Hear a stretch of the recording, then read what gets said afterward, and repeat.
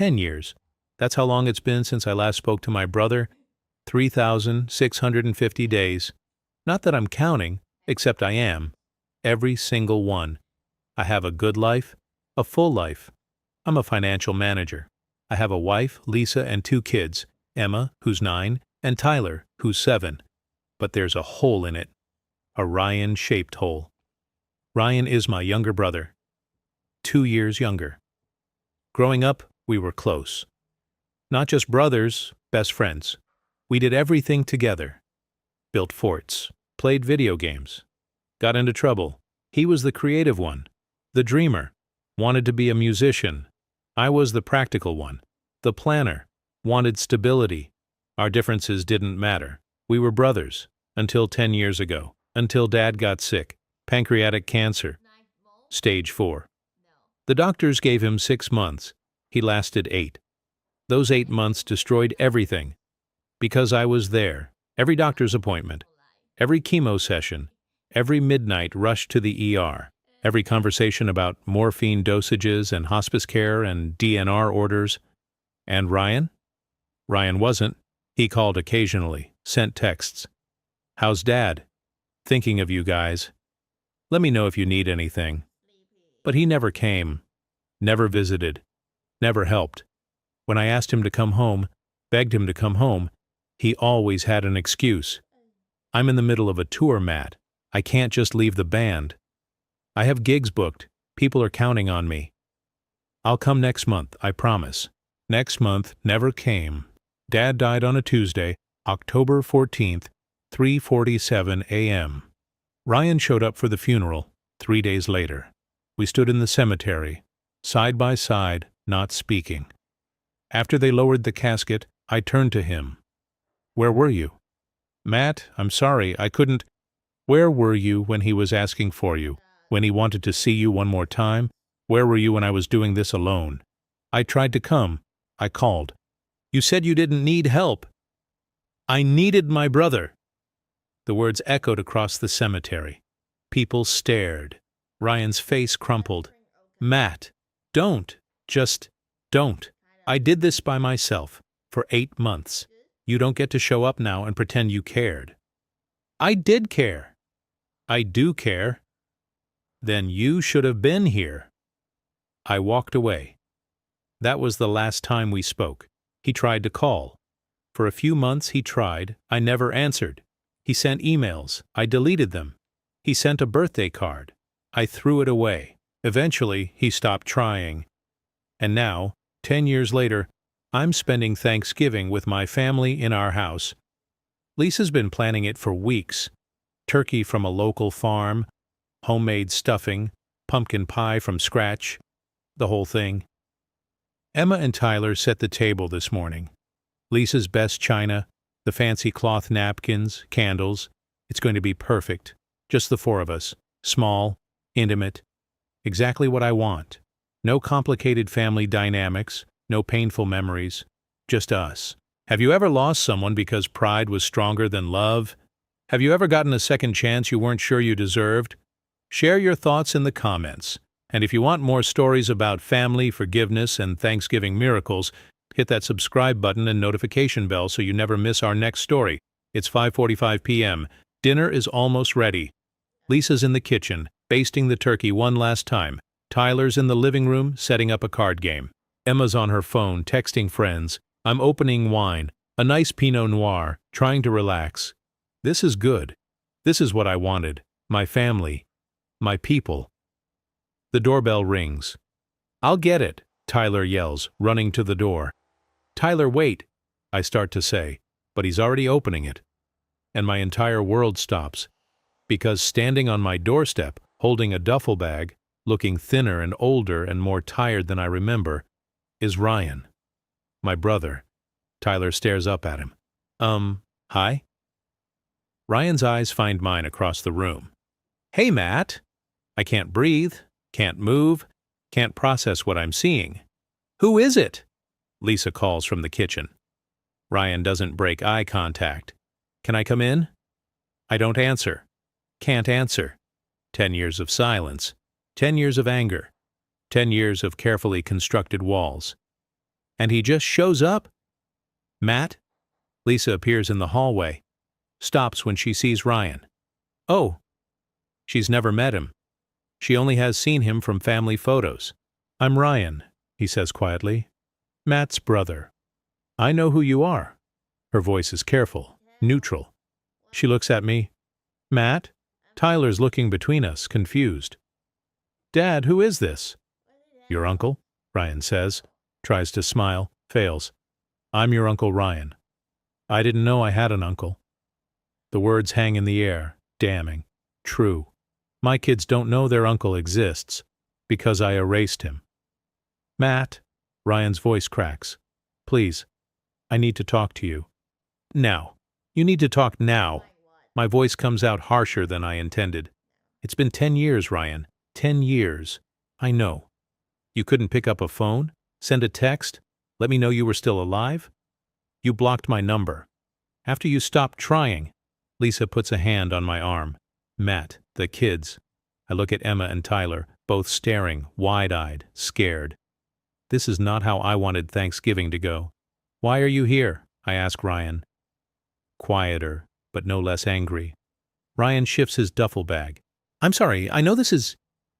I should have called, but I didn't think you'd answer, and I just need to talk to you. Please. After 10 years. Yes. After 10 years. I should slam the door and tell him to leave. Should protect my family from this chaos. But Lisa's looking at me with those eyes. The ones that say, give him a chance. And Emma whispers, Dad, he looks sad. Damn it. I step back, open the door wider. Fine, come in. Ryan steps inside, sets his duffel bag by the door, looks around like he's never seen a house before. This is nice, he says. Really nice. Thanks. Awkward silence. Tyler breaks it. You're really my uncle? Yeah, buddy, I really am. Why I never saw you? Ryan glances at me. That's complicated. Your dad and I had a disagreement, Ryan says, a long time ago. For 10 years? Emma asks. It was a big disagreement. Lisa clears her throat. Well, we're just about to eat. Ryan, have you had dinner? No, but I don't want to intrude. You're already intruding, I mutter. Matt? Lisa's tone is sharp. We have plenty of food. Ryan, you're welcome to stay. Are you sure? She looks at me, waiting. I want to say no. Want to say he doesn't get to waltz back into my life after a decade and sit at my table. But Emma is watching, and Tyler, and they're learning about forgiveness and family by watching me. Fine, he can stay. Ryan's shoulders sag with relief. Thank you. Dinner is the most uncomfortable meal of my life. We sit at the table, me at one end, Lisa at the other, Emma and Tyler on one side, Ryan on the other, across from the kids. He keeps staring at them like he can't believe they're real. So, Lisa says, passing the stuffing. Ryan, what do you do for work? I'm in construction now, framing houses mostly. I thought you were a musician, I say. Can't help myself. Ryan's jaw tightens. I was, for a while. Didn't work out. Shocking. Matt, Lisa warns. What? I'm just saying. He wanted to be a musician. That was more important than... I stop myself. Not in front of the kids. More important than what, Dad? Emma asks. Nothing. Ryan sets down his fork. More important than being here. When your grandfather was sick. Silence. We had a grandfather? Tyler asked me. He died before you were born, I say quietly. He was a good man, Ryan adds. Your dad took care of him. When he was sick, I didn't help. And your dad never forgave me for it. Emma looks at me. Is that true? It's more complicated than that. How? Ryan asks, looking at me directly for the first time. How is it more complicated, Matt? You weren't here. That's a fact, but also... I tried to be... No. You didn't. You sent texts. You made excuses. You chose your band over Dad. I was 25 years old. I was scared. I didn't know how to deal with it. So you just didn't? You just left me to handle it alone? You wouldn't let me help! The shout echoes through the dining room. Tyler flinches. Emma's eyes fill with tears. Lisa stands. Okay, kids, why don't you go watch TV for a bit? Your dad and uncle need to talk. But Emma starts. Now, please. They go, reluctantly. Once they're gone, Lisa looks between us. I'm going to clean up. You two are going to talk, like adults, and figure this out. She leaves. Ryan and I sit across from each other. 10 years of silence between us. I tried to help, Ryan says finally, quietly. I called you every week, asked what I could do. You said you had it handled. Because you were in California, playing gigs, living your dream. What was I supposed to say? Drop everything and come home? Yes! Ryan slams his hand on the table. That's exactly what you were supposed to say. You're my brother. If you needed me, you should have told me. I shouldn't have had to tell you. Dad was dying. You should have just come. I didn't know how bad it was. You kept saying he was stable, that he was okay, that you had it under control. I freeze. What? You said he was stable. Every time I asked, you said the same thing. He's stable. We're managing. I've got it handled. Because I did have it handled. I was there every day, managing his meds, talking to doctors. What was I supposed to do? Fall apart on the phone with you? You were supposed to let me in. Ryan's voice breaks. You were supposed to say, Ryan, I'm drowning. I need help. I need you. But you didn't. You shut me out. And then you blamed me for not being there. My throat tightens. You should have known. How? How was I supposed to know? You're the responsible one, Matt. You always have it together. You always have a plan.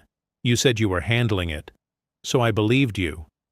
Until the end, when I called and said Dad was dying, and you said you couldn't come because you had a gig.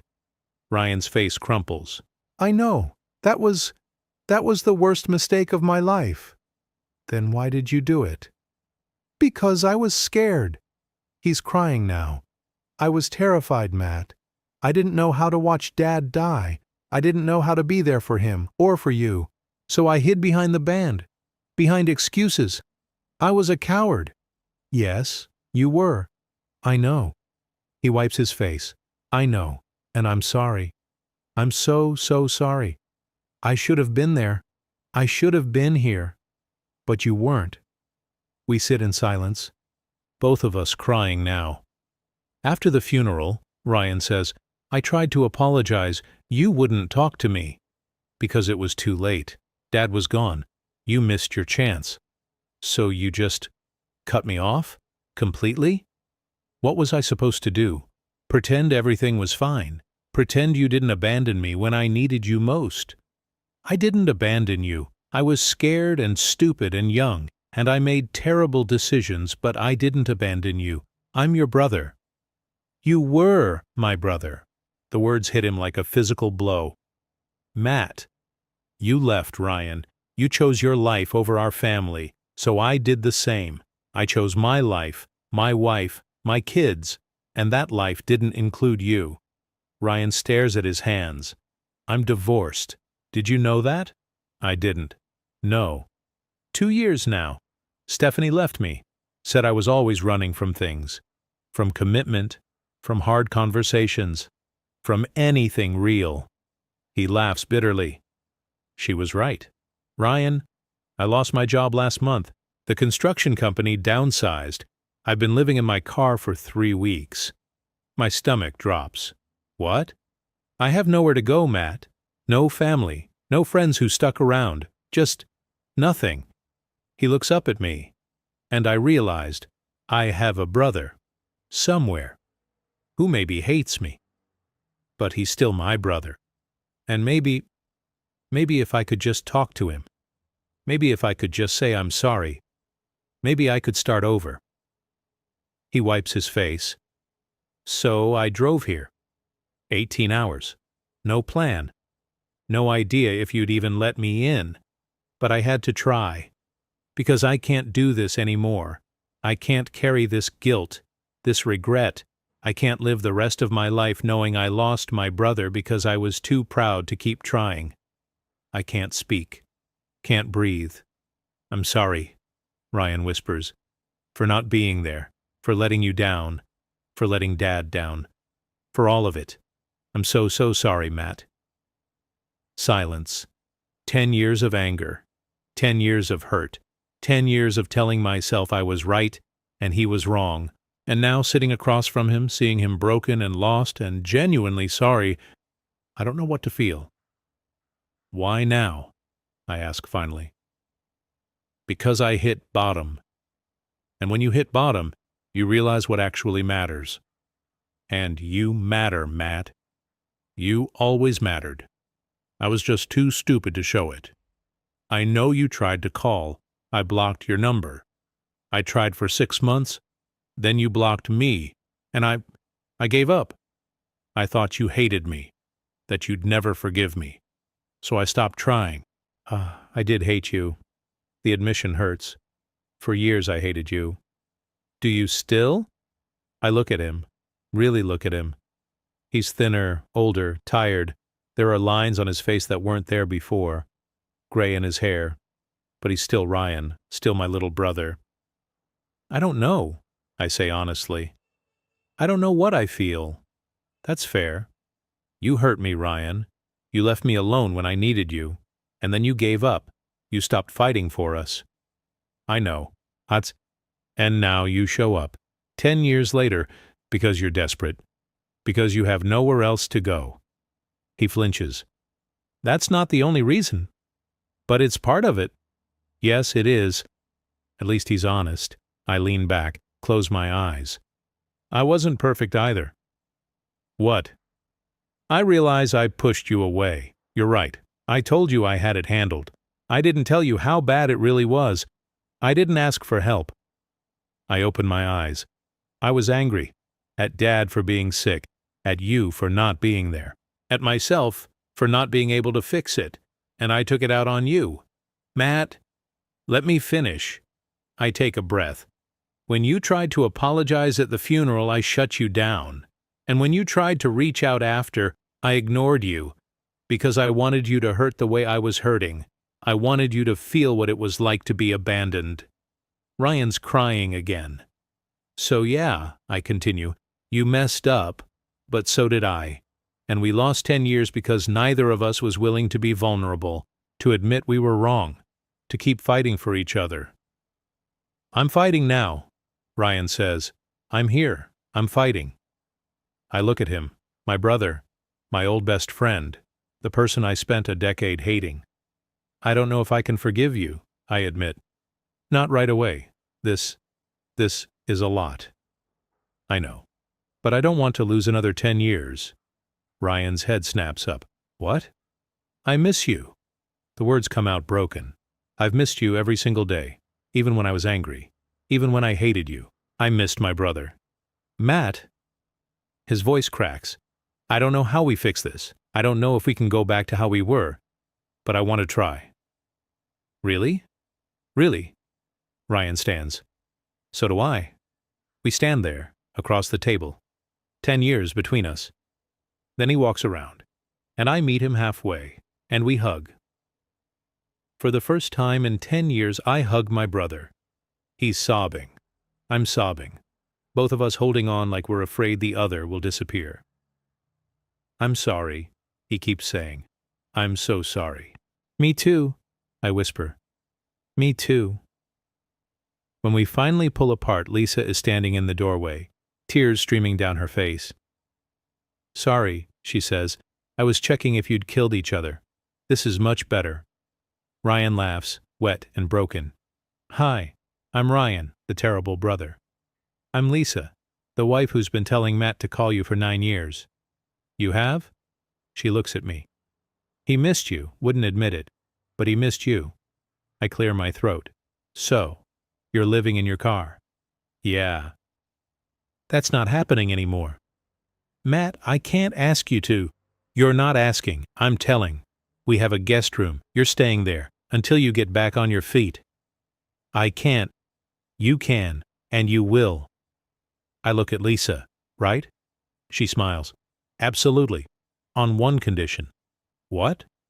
You stay for Thanksgiving, meet your niece and nephew properly, and you answer all their questions, because they're going to have a lot. Ryan laughs again. Deal. We go back to dinner. This time, it's different. Lighter. The anger is still there. The hurt. But it's not in control anymore. Emma and Tyler come back, cautiously. Uncle Ryan is staying for a while, I tell them. He's going to be in the guest room. Really? Tyler looks thrilled. Really? Cool. Can you teach me guitar? You said you were a musician. Ryan smiles. Of course, buddy. Emma sits down. So you and Dad didn't talk for 10 years? No, we didn't. That's really sad. Yeah, Ryan agrees. It is. Are you going to talk now? We're going to try. Good, she smiles, because family is supposed to stay together. Out of the mouths of 9-year-olds. 6 months later, Ryan's still in the guest room, but not for much longer. He got a new job, saved up, found an apartment 10 minutes away. We have dinner together twice a week, every week, no excuses. We still argue, still have moments where the old hurt resurfaces, but we're brothers again. And that's what matters. Last week we drove to Dad's grave together. First time we'd been there together since the funeral. We stood side by side, just like 10 years ago. But different this time. I'm sorry I wasn't there, Ryan said. I'm sorry you had to do it alone. We both put flowers on the grave. You think he'd forgive us? Ryan asked. For wasting 10 years? Yeah, I said. I think he would, and I think he'd be glad we figured it out. Would you forgive Ryan if you were in Matt's place? Share your thoughts in the comments below. If this story about family, forgiveness, and second chances moved you, please hit that like button and subscribe for more stories about reconciliation, brotherhood, and the moments that change everything. Don't forget to click the notification bell so you never miss our next story. Thanks for watching, and we see you in the next one.